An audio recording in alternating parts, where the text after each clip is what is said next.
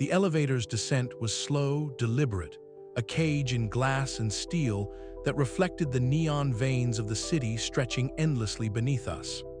I stood rigid, the hum of the cybernetic implants in my neck syncing with the pulsing lights outside, a reminder that every second here was a gamble. This was the heart of the Syndicate's empire, a tower that scraped the clouds, hiding secrets behind walls of corporate glass and digital fortresses. Sable was waiting. In the boardroom, the air was cold, sterile, touched only by the faint glow of data streams projected onto the walls. Streams I recognized as the city's memory traffic, pulsing like a living thing. She sat poised, a shadow in sharp lines, her black jacket absorbing the neon light rather than reflecting it. Her eyes, as sharp as a blade, met mine without flicker. No warmth, no hesitation. "Rin," she said, voice smooth as liquid metal, yet carrying an undercurrent I could feel in my bones. "You tread dangerous ground." I didn't flinch. "I'm not here to negotiate my safety. I want information." Her lips curved into a smile that didn't reach her eyes. "Information is a commodity, just like memories, but it's not freely given to those who seek to unravel the order we maintain." The words hung heavy, but I pressed forward, aware that every second here risked exposure. "Then tell me, how deep does the Syndicate's control run? How many lives are traded like data packets beneath this city?" Sable's gaze sharpened. "More than you can imagine. The Syndicate isn't just a group of thieves. We are the architects of the new consciousness economy. Memories aren't just sold, they are controlled, curated, and when necessary, erased." I felt the weight of her words, a cold realization that this fight wasn't just about my brother anymore. It was about all the people whose identities were stolen, repackaged, and weaponized. "And Dr. Voss?" I asked, keeping my voice low but steady. "What role does he play?" "He is the visionary behind the operation," Sable replied, her voice almost reverent. "A man who believes that pain is an obsolete concept, that by manipulating memories, we can evolve beyond suffering." I swallowed hard, the irony bitter in my mouth. A man who would erase the very essence of what makes us human. Sable leaned forward, her fingers steepled. "You should consider your next moves carefully, Rin. The Syndicate is watching. Every hack you attempt, every alliance you form, is being monitored." The cold glow of the neon skyline outside was a stark contrast to the warmth of the city below, a city alive with secrets and lies. I wanted to tell her that I wasn't afraid, that I had already stepped too far into the shadows to turn back now. But instead, I simply said, "If you think a threat will stop me, you don't know who I am." A flicker passed over Sable's face, doubt, or perhaps something else, but she masked it quickly with a practiced smile. "We shall see." The meeting ended as abruptly as it began. Security escorted me back to the elevator, and as the doors slid shut, the buzzing neon outside seemed to pulse with new meaning. I was a small player in a massive game of control and deception, but I had learned something vital. The Syndicate was not invincible, and Sable, with all her cold calculation, might just have a crack in her armor. Back in the streets, the neon glow felt different, sharper, more dangerous. I had to move faster, be smarter. The shadows weren't just hiding enemies anymore. They were revealing the truth. I slipped my cyberdeck from its hiding place, fingers itching to dive back into the data streams. This was far from over. It was only the beginning. The city waited, and so did I. The neural interface thrummed softly against my temple, its hum a steady pulse amid the chaotic storm in my mind. I sat motionless in the dim confines of Myra's makeshift clinic, the air thick, with the mingled scents of antiseptic and rain-dampened concrete seeping through a cracked window. Neon light bled in from the streets, casting fractured shards of electric blue and crimson across the cluttered surfaces, painting the room in the city's perpetual glow. As the interface synchronized with my cybernetic enhancements, fragments of my brother's memories began to surface, shards of a life stolen, splintered into incomplete mosaics. Laughter echoed faintly, a ghostly echo from a time when his smile was unburdened by fear. Then, abruptly, the sound twisted into a frantic gasp, a rush of panic before the images shattered into static, like data corrupted beyond repair. I clenched my jaw, the visceral ache of loss digging deeper than any physical wound. "He's still in there," I whispered, though the flickering visions suggested otherwise. How much of him remained when his consciousness was dissected and sold in fragments? What was left when the memories that shaped a person were stolen and fractured? My own identity felt precarious, tethered to memories I could barely grasp, much less claim. Myra's voice broke through the haze, calm and steady. "These fragments are corrupted, Rin, but they're real. Each piece is a thread connecting you to him. We can piece together his story, but some parts may be lost forever." Her hand, warm and reassuring, settled on my shoulder. It was a small anchor in the swirling darkness, a reminder that I wasn't alone in this fight. She had seen the cost of memory theft firsthand, victims shattered, identities erased. Her compassion was a beacon in the neon shadows. I took a deep breath, focusing on the holographic display hovering between us. Jagged data streams and erratic pulses mapped the contours of stolen consciousness, some vibrant, others dim and fractured. Each fragment was a puzzle piece, but some edges were missing, the picture forever incomplete. "Why do we hold on to memories?" I asked, voice barely above a whisper. "If they can be stolen, altered, erased, what does it mean to be me?" "To be him," Myra's gaze softened, her eyes reflecting the flickering light. "Memories are more than data. They're emotion, experience, connection. Even fragmented, they carry the essence. But identity is also resilience, how we adapt, how we choose to remember and forget." The weight of her words settled over me as I disconnected from the interface. The room seemed darker without the neon glow of the holograms, the silence pressing in with its own intensity. I rose unsteadily, the ache in my chest a constant reminder that this journey was far from over.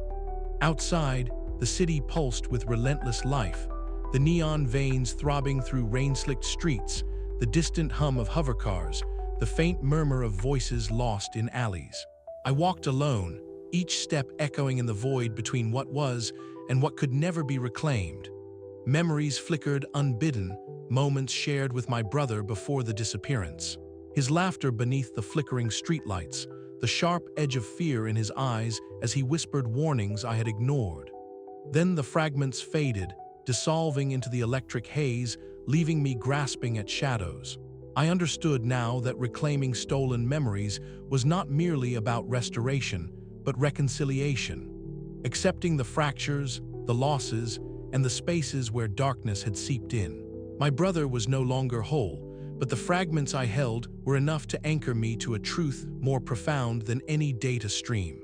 Night deepened, the city's neon heartbeats slowing as dawn threatened the horizon. I paused beneath a flickering sign, its glow casting long shadows that stretched like ghosts across the pavement. The crossroads of identity stretched before me, between the past that was shattered and the future I had yet to forge. I was no longer just a hunter chasing ghosts in the data stream. I was becoming something new, a convergence of memory, loss, and hope. The fight to reclaim what was lost was also a fight to define who I was, beyond the fragments and the neon shadows.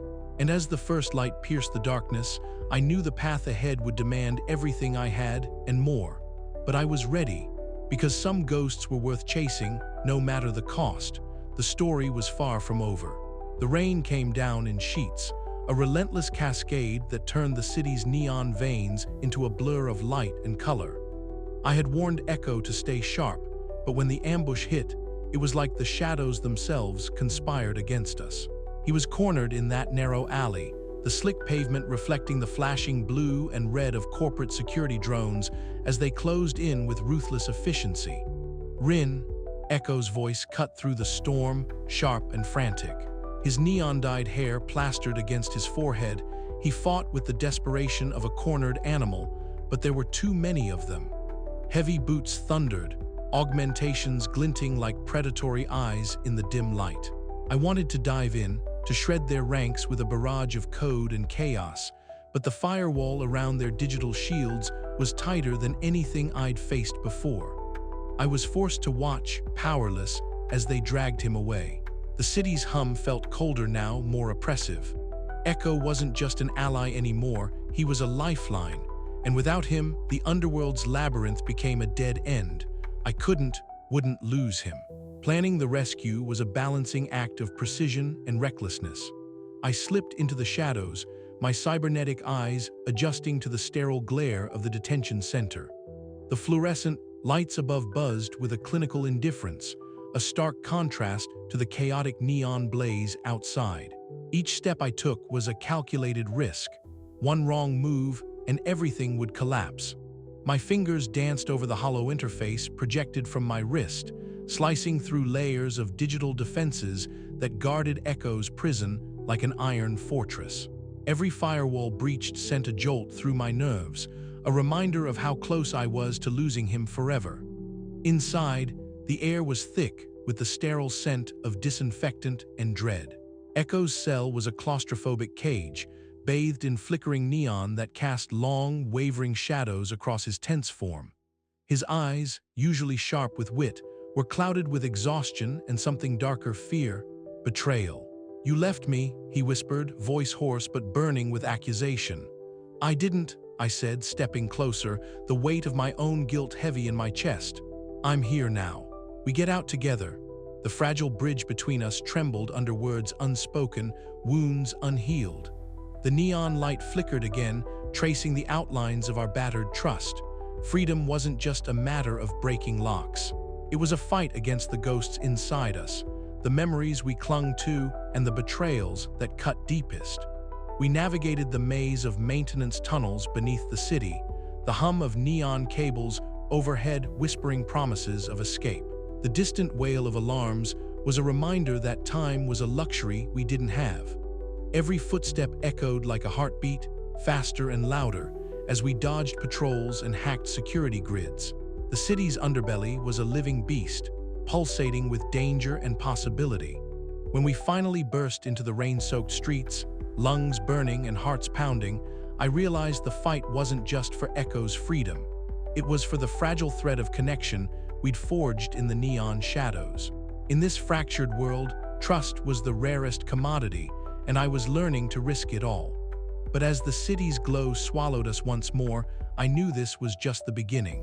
The edge of betrayal was sharp, and our journey had only just crossed it. We were bound now, not just by shared enemies, but by the desperate hope that maybe, just maybe, we could reclaim what was stolen together. The night stretched ahead, endless and uncertain. But for the first time in a long time, I felt something other than cold determination, a flicker of something like hope. The cold metal chair bit into my back, the neon blue restraints humming softly as they locked around my wrists and ankles. The sterile white interrogation room was a cruel parody of the neon-lit streets I'd roamed for so long, a place devoid of color, sound reduced to the low, incessant whir of machinery. My heart hammered against my ribs, not from fear, but from raw, unyielding determination. They thought they could break me, strip me of the fragments I carried, but I was more than a data cache. I was a ghost in their machine, a shadow in their neon-lit city. The door slid open with a hiss, revealing a squad of corporate security operatives. They moved with mechanical precision, their black visors reflecting nothing but the harsh light overhead.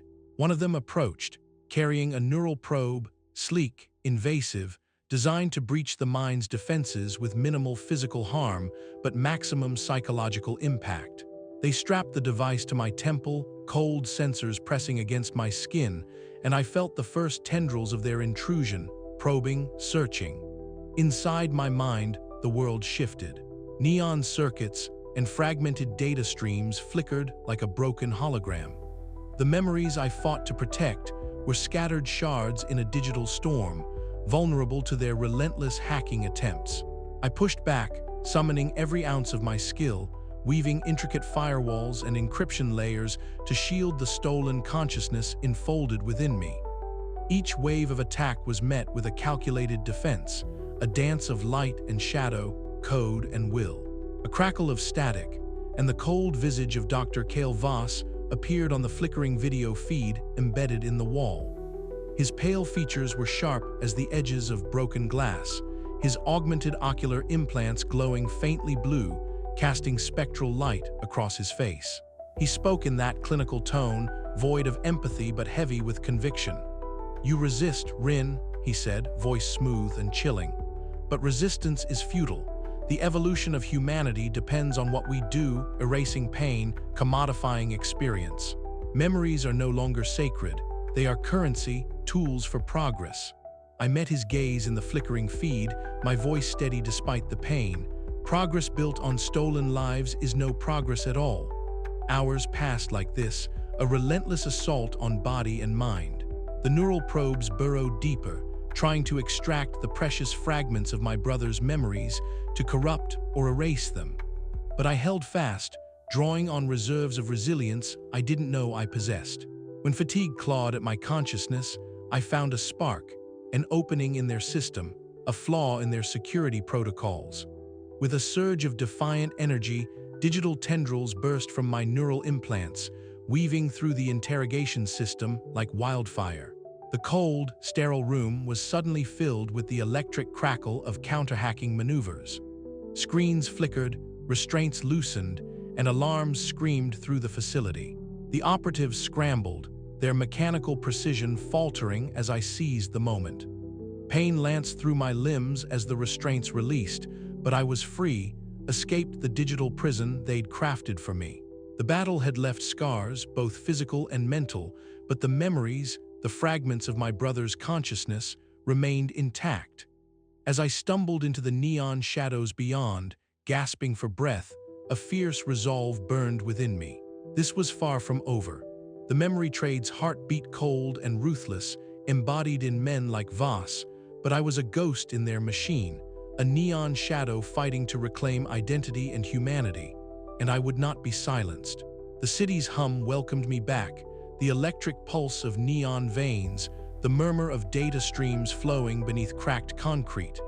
I was battered but unbroken, a flicker of defiance in the endless night.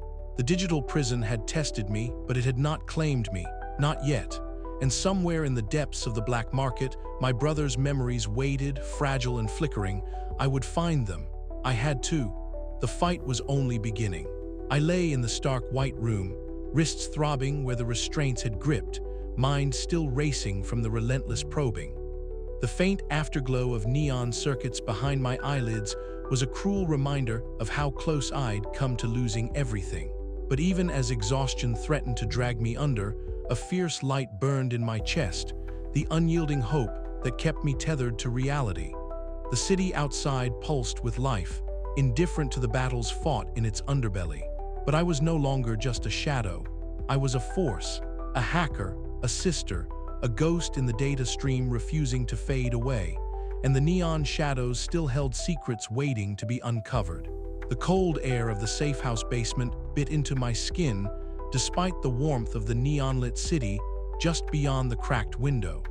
My fingers hovered over the holographic interface, the faint blue glow reflecting off my cybernetic enhancements as I decrypted the layers of hidden data.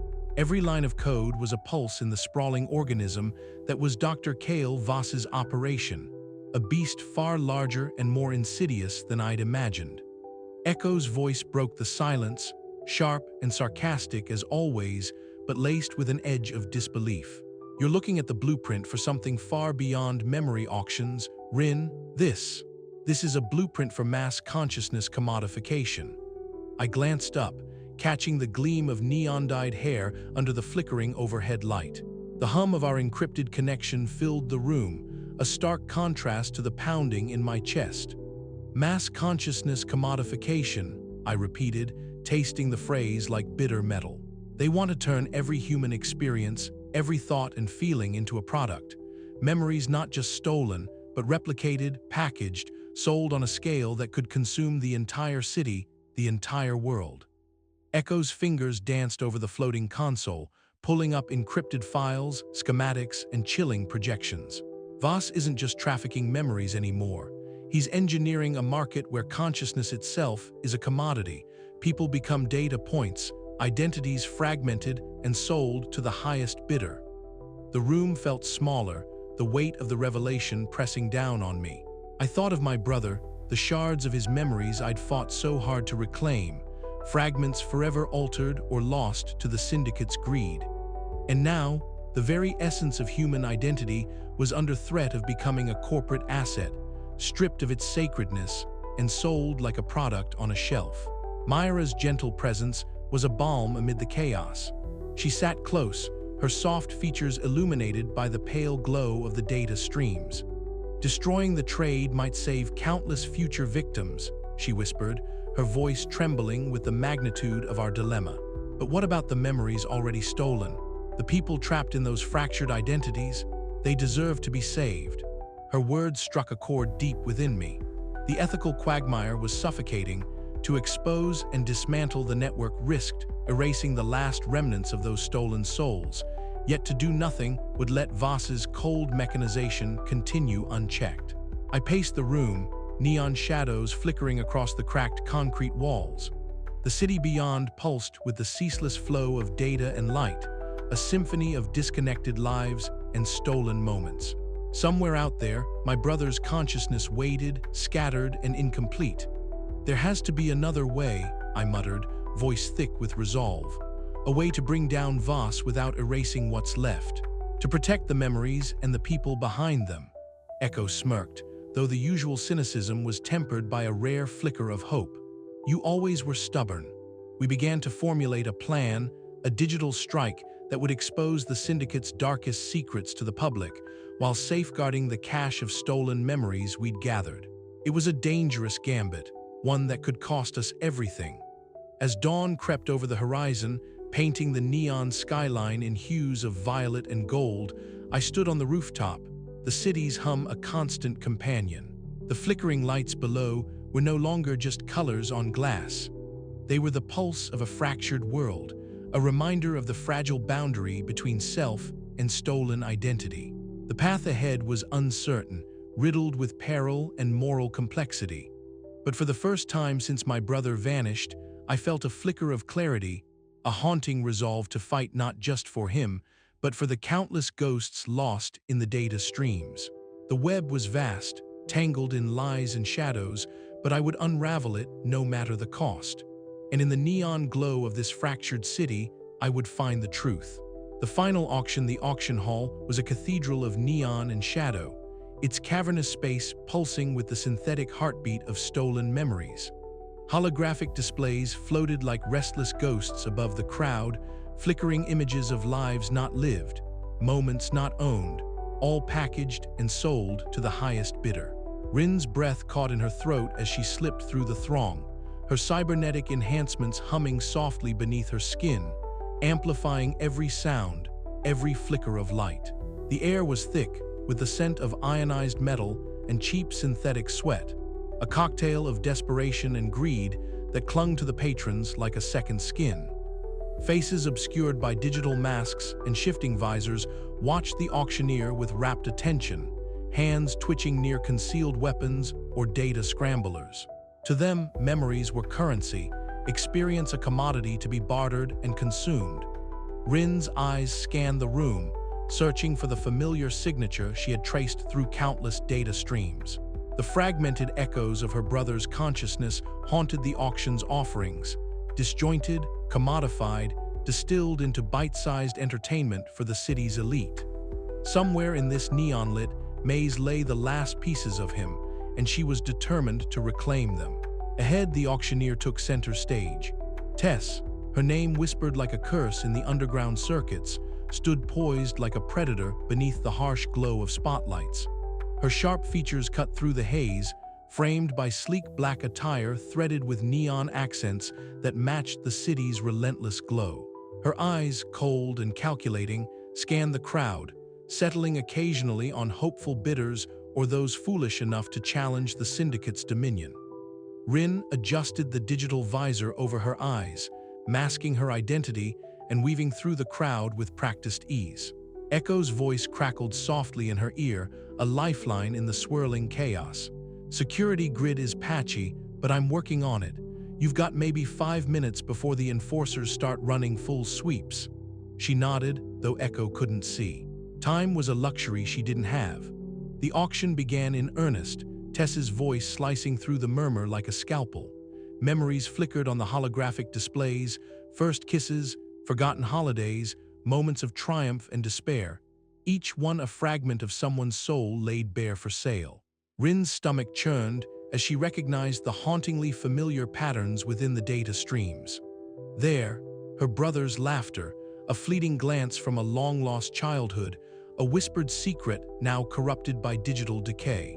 With measured steps, Rin approached the auction block, her heart drumming a rapid beat against the synthetic hum of the room. Tess's gaze locked onto her, sharp and unyielding.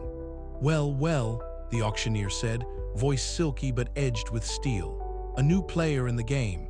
Care to bid on something special?" "I'm here for a different kind of trade," Rin replied, voice steady despite the surge of adrenaline coursing through her veins. "To reclaim what was stolen." Tess smiled, a slow, dangerous curl of the lips. "Many come with that sentiment, few leave with anything but regret." The room seemed to tighten around them, the crowd sensing the high-stakes confrontation unfolding. Syndicate enforcers, their armor gleaming with red-lit visors, flanked the auction block, their presence a looming threat.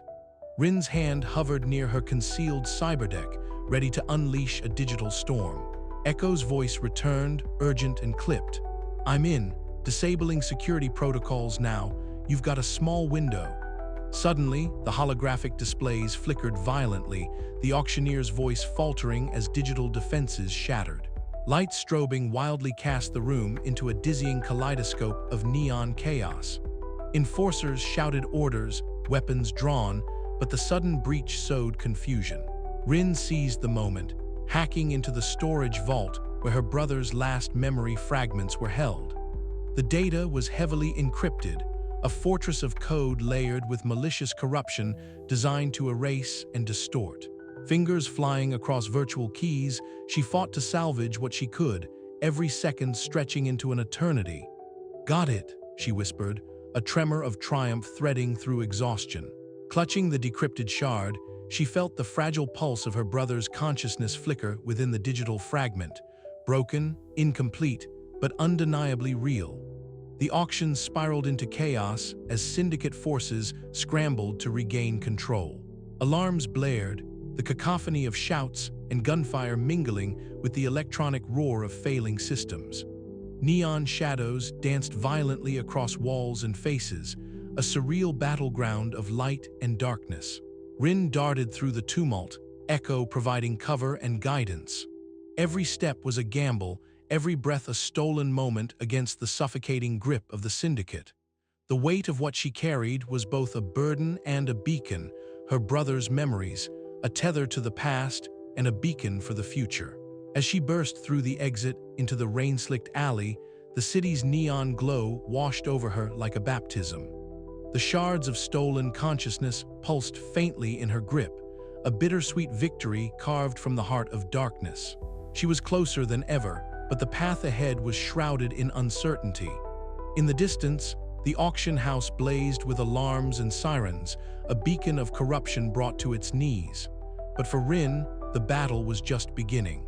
Somewhere within the fractured data streams lay the truth, not just about her brother, but about the fragile, flickering essence of identity itself. She turned away from the chaos, neon shadows trailing her steps like ghosts. The fight to reclaim what was lost, to preserve the sacredness of memory in a fractured world, had only just begun, and Rin was ready to face whatever came next.